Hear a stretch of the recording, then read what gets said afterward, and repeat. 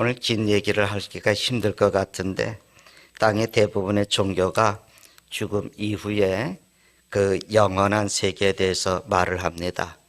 타종교에서 말하는 환생이라는 말도 결국은 인간이 내세의 소망을 가진 존재라고 하는 것을 그저 나타내는 것이라고 볼 수가 있죠.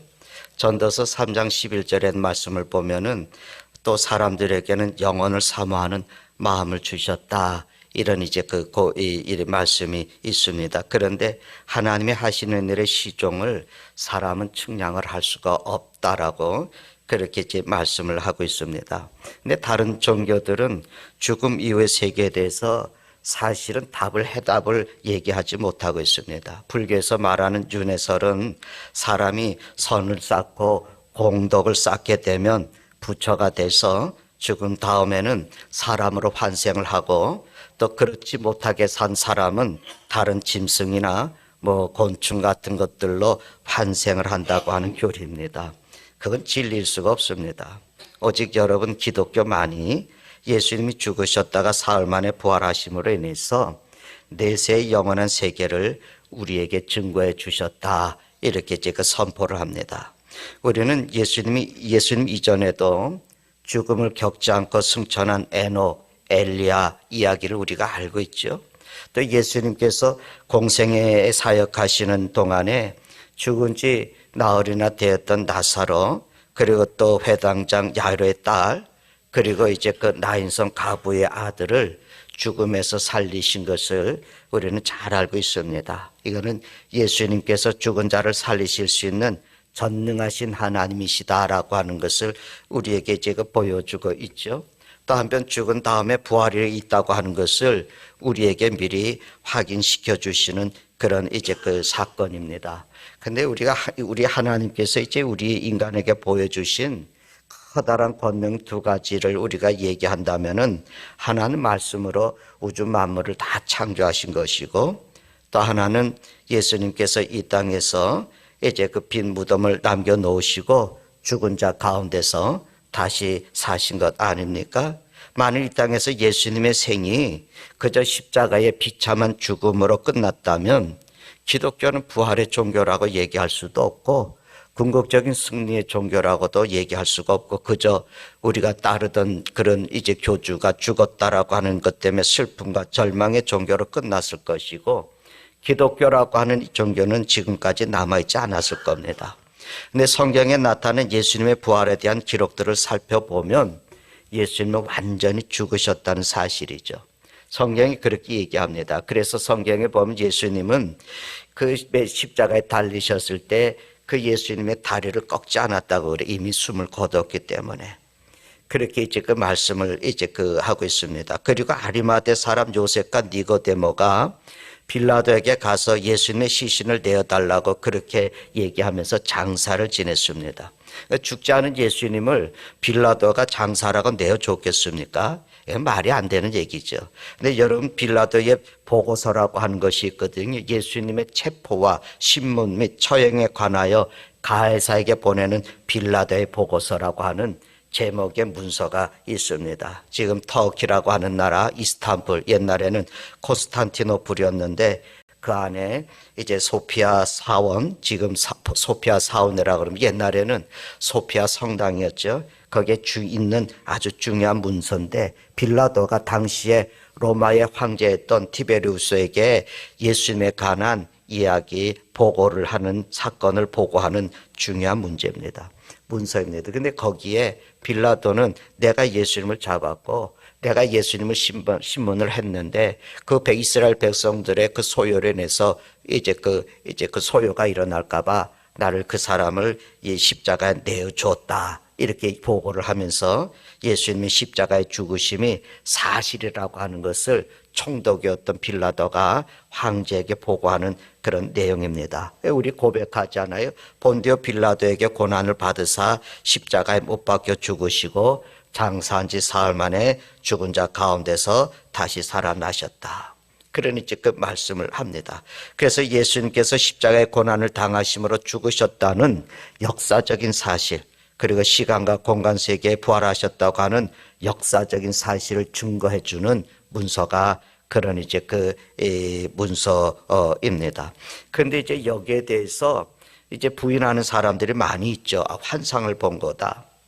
제자들이 예수님 다시 살아난 것을 환상을 본 거다. 또 예수님이 죽은 것이 아니라 잠시 기절을 한 거다.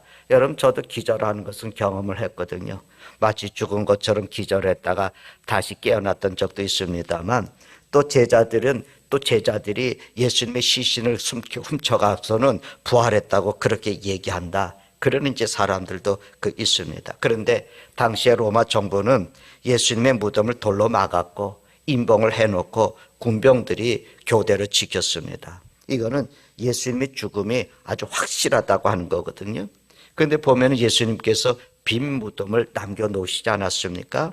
여인들이 향품을 이제 가지고 새벽에 예수님의 무덤에 가면서 누가 우리를 위해서 무덤의 물을 이제 돌을 옮겨주겠느냐 걱정을 했거든요. 막상 도착을 해보니까 무덤은 이미 다 돌이 굴러져 있었고 무덤 안을 들여다보니까 빈 무덤이었고 예수님의 시신을 보이질 않았습니다. 그 천사가 그렇게 얘기했죠. 두 명이 천사가 있었는데 하나는 예수님이 누웠던 머리편에 있었고 하나는 발편에 있었는데 그 세마포, 예수님이 입었던 세마포는 개어져 있었고 그 천사들이 여인들에게 너희가 누구를 찾느냐? 너희가 찾는 예수는 여기 계시지 않고 살아나셨느니라 말씀을 그렇게 이제 했습니다. 여러분, 제가 가끔 말씀드린 찰스 콜슨이라고 하는 분이 러빙 갓이라고 하는 그런 책에 굉장히 중요한 고백을 합니다. 이분은 현대 기독교 사회에 있어서 굉장히 중요한 분 중에 한 분이고 유명한 분입니다. 이분이 예수님을 영접을 하고 나서는 철저하게 변화가 된 샘플이라고 할 수 있는데 이분이 원래는 정치인이었습니다. 나이 드신 분들은 미국의 대통령 중에 닉슨이라고 하는 대통령을 기억을 하실 거예요. 그분이 아주 보좌관이었어요. 그런데 닉슨 대통령 때에 정치적인 미국의 정치적인 부정이 일어나는데 워터게이트라고 하는 그런 지역입니다. 정적에 대해서 녹음을 하고 그래서 그것을 이용을 했던 것에 대해서 이제 그게 드러나서 탄핵이 될 직전에 사임을 하는 그런 이제 일들이 일어났는데 미국은 정치적인 불법은 가차없습니다. 신문 과를 막론하고 재판에 넘겨지게 됩니다. 그런데 그 정치적인 스캔들이 사건이 터졌을 때에 닉슨 대통령 보좌관들은 그 사건을 은폐하기로 다 서로 이 말을 맞췄습니다. 그들은 최고의 엘리트들이거든요.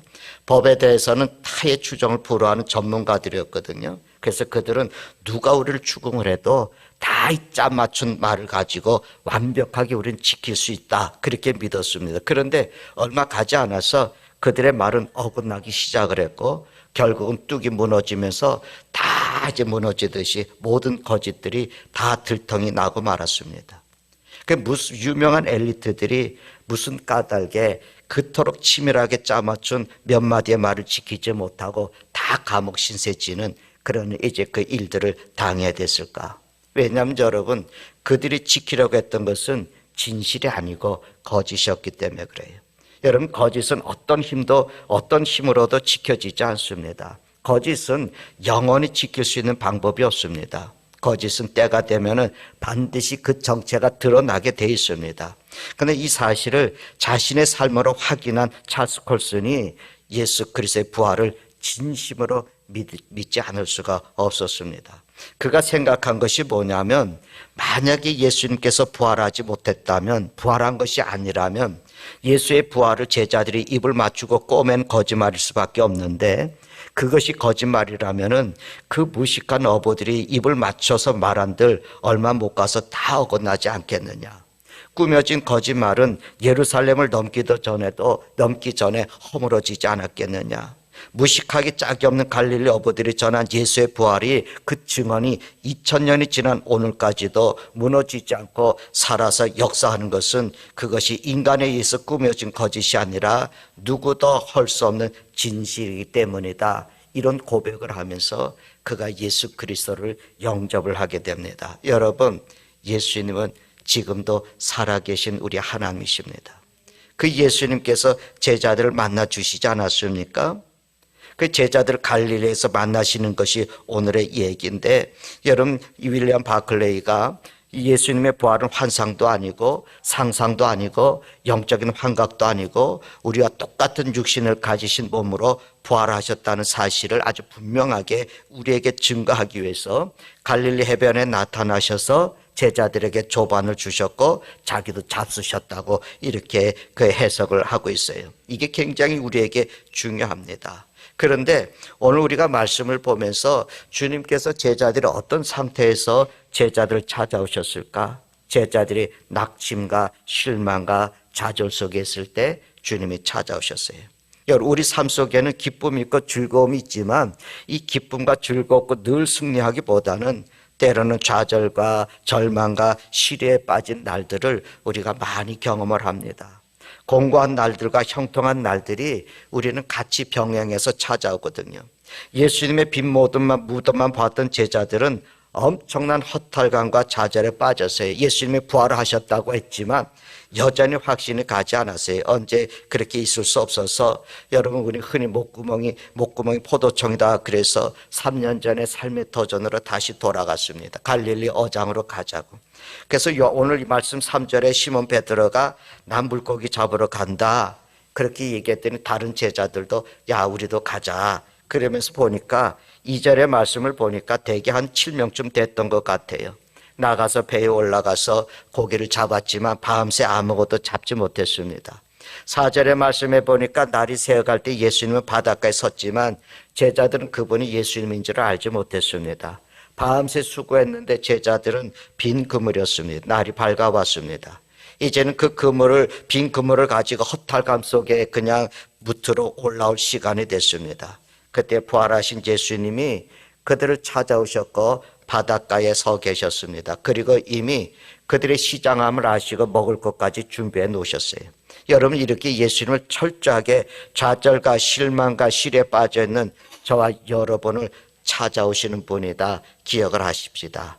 우리의 상황이 철저하게 실패일 수 있고 실에 빠져서 아무것도 건질 수 없게 되었을지라도 그저 빈 그물을 끌어올렸던 제자들에게 찾아오셨던 그분이 우리들의 삶 속에 찾아오실 줄로 믿습니다. 저는 그 부활하신 그분을, 예수님을 여러분 체험하실 수 있기를 바랍니다.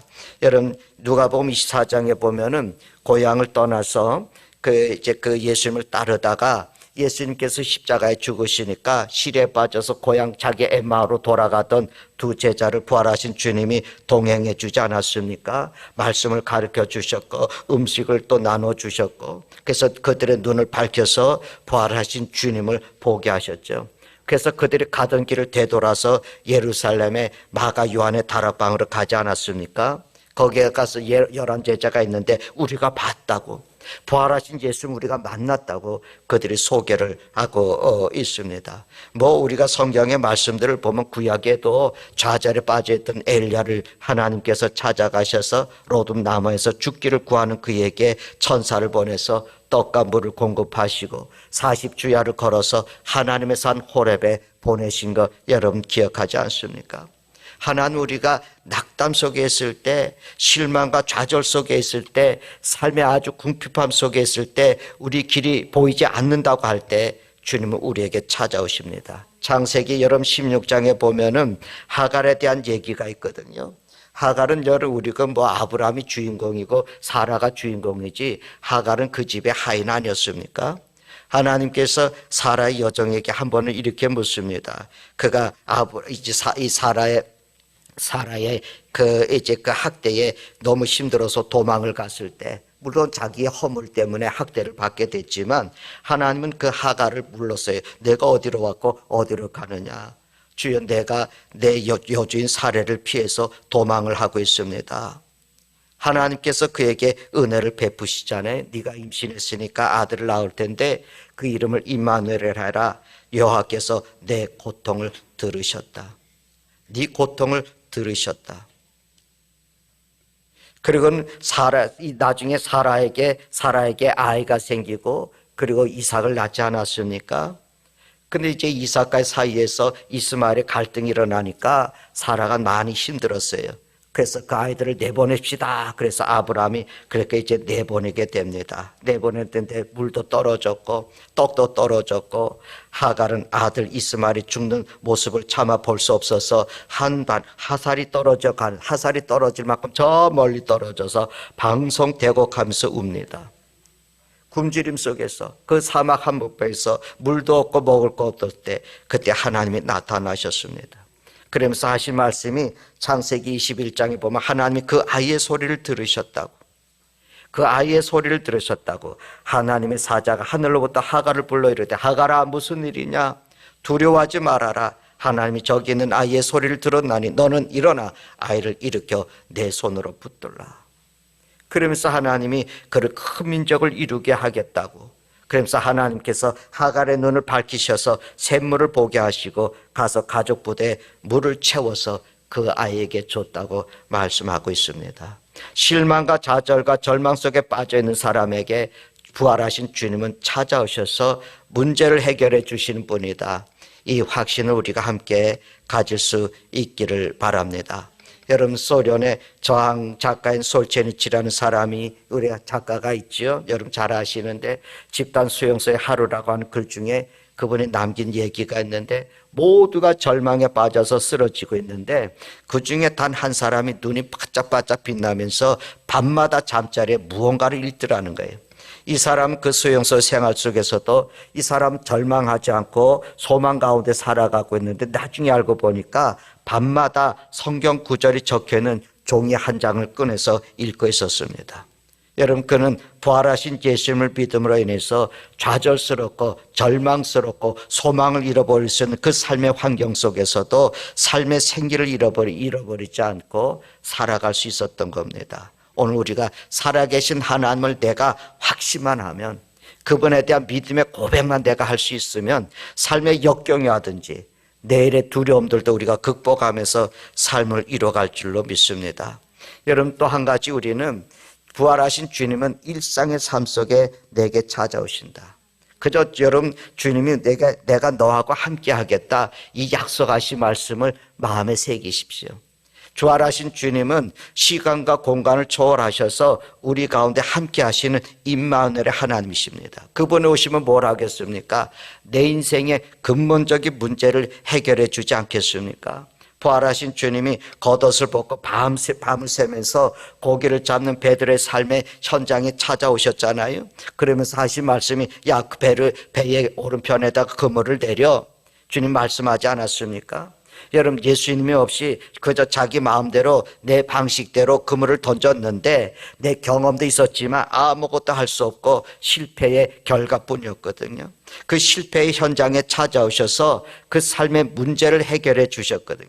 제자들은 주님의 말씀대로 그물을 배 오른편에 던졌더니 큰 물고기가 153마리나 잡혔다고 기록하고 있습니다. 뿐만 아니죠. 지금 나의 시급한 문제가 뭘까? 심지어는 그것조차도 준비하시는 하나님이시다.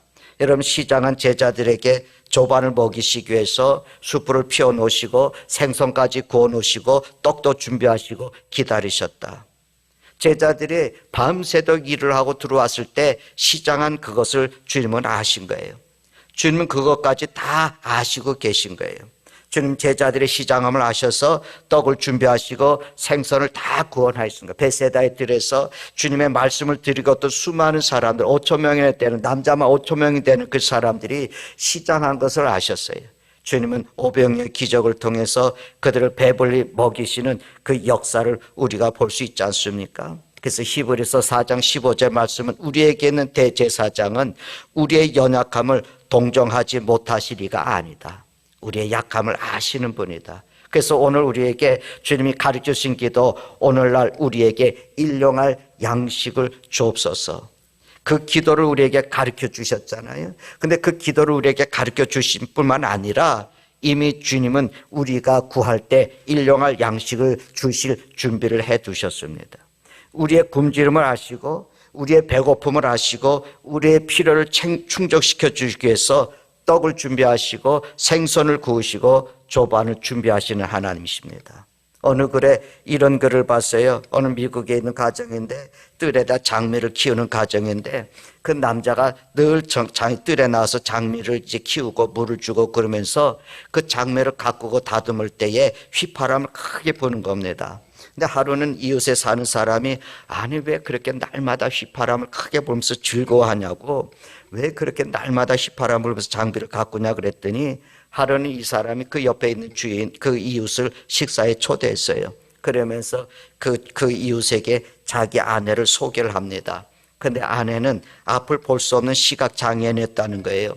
이 사람은 그 아내가 자기를 볼 수가 없으니까 자기가 언제나 곁에 있다고 하는 것을 느끼게 하기 위해서 현관에 나가도 마당에 나가도 염려하지 말고 걱정하지 말라고 그는 큰 소리로 휘파람을 늘 불면서 일을 했던 겁니다. 여러분 아십니까?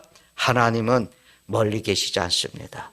부활하신 주님은 저 멀리 계셔서 내 소리를 듣지 못하시는 분이 아닙니다. 우리 가정에, 직장에, 내가 하는 일 가운데 시간을, 공간을 초월하셔서 함께 계시고 축복으로 우리의 삶을 인도하시는 겁니다. 그 하나님이 오늘 우리에게 부탁하는 게 있습니다.